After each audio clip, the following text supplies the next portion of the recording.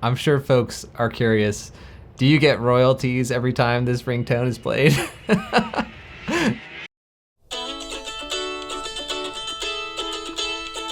This is an Apple ringtone called Strum, and it just might be the most heard mandolin recording of all time. If you're new to the channel, my name is David, and I love all things mandolin, including this ringtone. But what was surprising to me was to recently find out that this is not just a digital sample. This is an actual mandolin being played by an actual mandolin player. And today I got to chat with the unsung hero who championed this iconic sound. Meet Jim Wood, the man behind this sound. He is an award-winning fiddler and multi-instrumentalist. He's a studio musician who's had an incredible career in Nashville, and he's a talented instructor out in Middle Tennessee where he now lives and runs his own studio. And today we're talking about this unusual story about how this mandolin ringtone was created and the unexpected legacy that it left behind. Jim, man, it is such a pleasure to get to chat. I was surprised to hear that you don't have a smartphone, even though you are the creator of the one mandolin ringtone. Is that right? That is correct. My wife and my kids have cell phones, but just for like this much, I could have been a Luddite. That's one of the things I love about acoustic instruments. You know, it's like power goes out, you just keep picking, you know. Lead me up to how you got this gig. How on earth did like Steve Jobs give you a call and be like, I want you to play mandolin for the iPhone? It came through my good friend Pete Hutlinger. He and I met at Berkeley back in the early 80s, and he had a Gilchrist mandolin, and it was something he did on the side, but he was just this monster acoustic guitar player.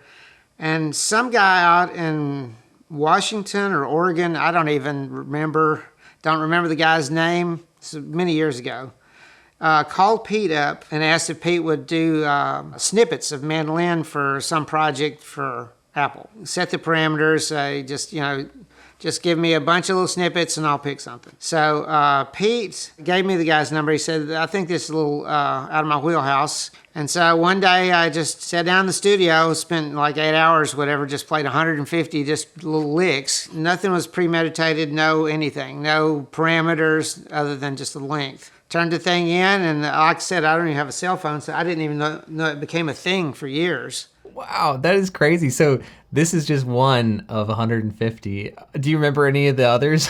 I didn't even remember this one until I heard it later. Can you show us how to play this lick? I'm so excited to get to learn it from the source here. Sure. This is in the key of A, and by the way, I'm tuned at 432, A432. My friend Matt Combs turned me onto that years ago, and especially with fiddle, I just like the way it sounds, you know. But I'm in the key of A, and so throughout all this, the A string and the E string just ring out.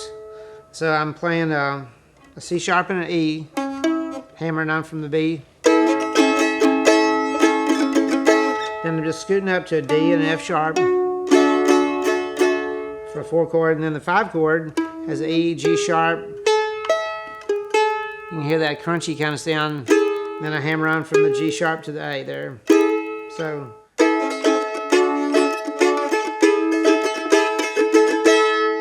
That's amazing. That sounds like the real thing. It is the real thing. That's why.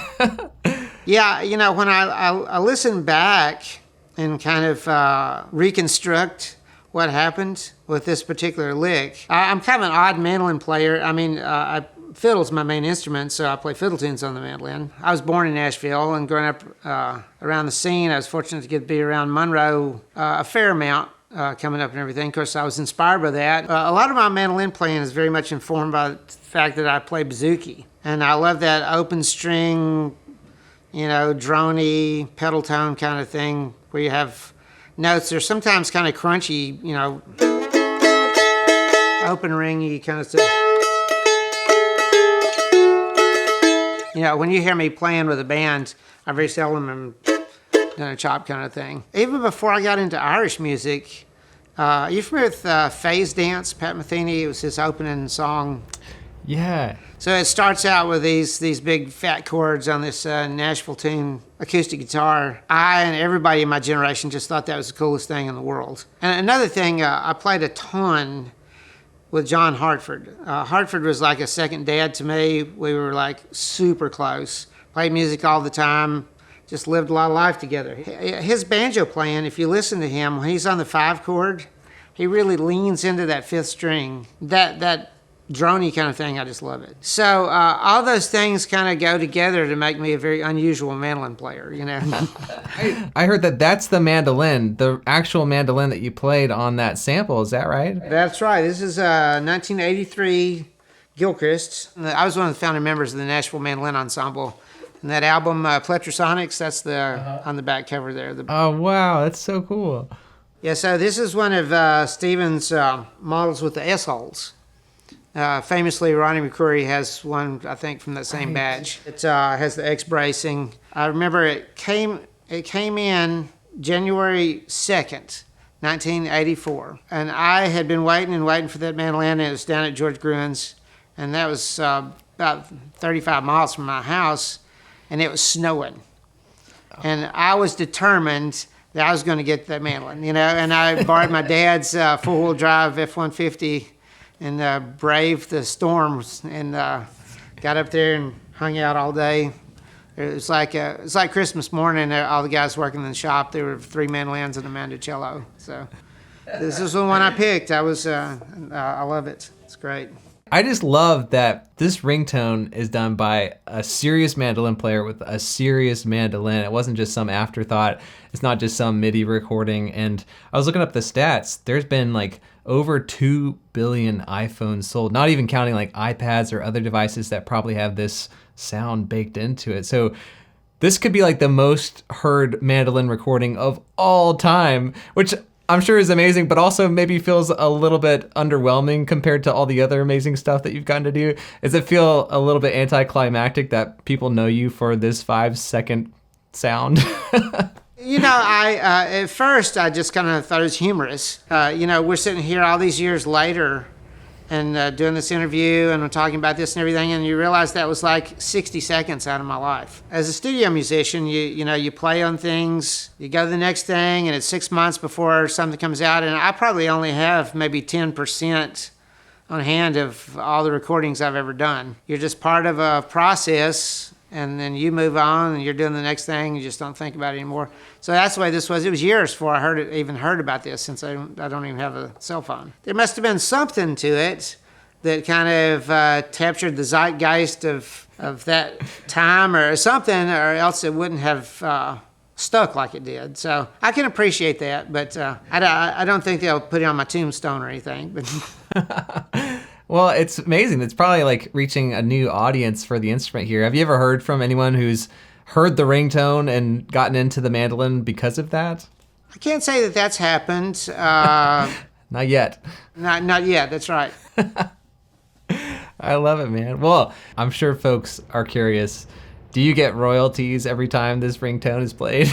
I do not. And since when I discuss it with folks, I said, if I had 0.00002 cents per play, I'd probably be wealthy, But now I just got a check, just like any session. It's very rare for studio players, to get any royalties on things, because that's the way I've lived my entire life. I joined the Professional Musicians Union when I was 14. So I've lived working in this paradigm, my entire life, and so I don't go back and think, dang, I should. It's like just the way it is, Well, if Steve Jobs had ever started a bluegrass band, you would have been the guy he called. That must count for something, man. So I know this ringtone is just a small microcosm of your super successful career as a studio musician. I know you run your own studio now in Tennessee. You also have a great online presence. Can you give us a rundown of what you're up to now? Sure. Well, I still teach a few private students a week. I love that. I love teaching. I love that energy. I do independent production projects. Indie artists come to the studio. My studio is kind of a destination studio. I have facilities here where you can just stay here for a week or two if you want. It's acoustic heaven in here. There's no clock on the wall. If it's rocking and you want to keep rolling with it, then great. If you feel like you want to go take a walk or ride your bike or whatever, we live way out in the country on an 80-acre farm. And so we had to do some family things, play with friends. So I'm very blessed. God's given me the opportunity to live an incredible dream here, being where I am now and stuff. Man, Jim, this has been so much fun. Thank you for taking the time to do this. Yeah, I hope we'll get to do some more videos like this soon. Big thanks to Jim just for sharing this incredible story with us here on the channel. And if you would, go check out his YouTube channel and subscribe, and check out his upcoming Patreon page where you can support him and learn from his incredible depth of knowledge about all things fiddle music. Also, while you're at it, why don't you leave a like and a subscribe down below. Leave me a comment. I would love to hear from you. And stick around for this video coming up next, where I talk about another famous mandolin composition, an iconic tune called Salt Spring, where I got to talk with the composer himself, the incredible John Reichman. I think you will enjoy this one, and I hope to see you over there.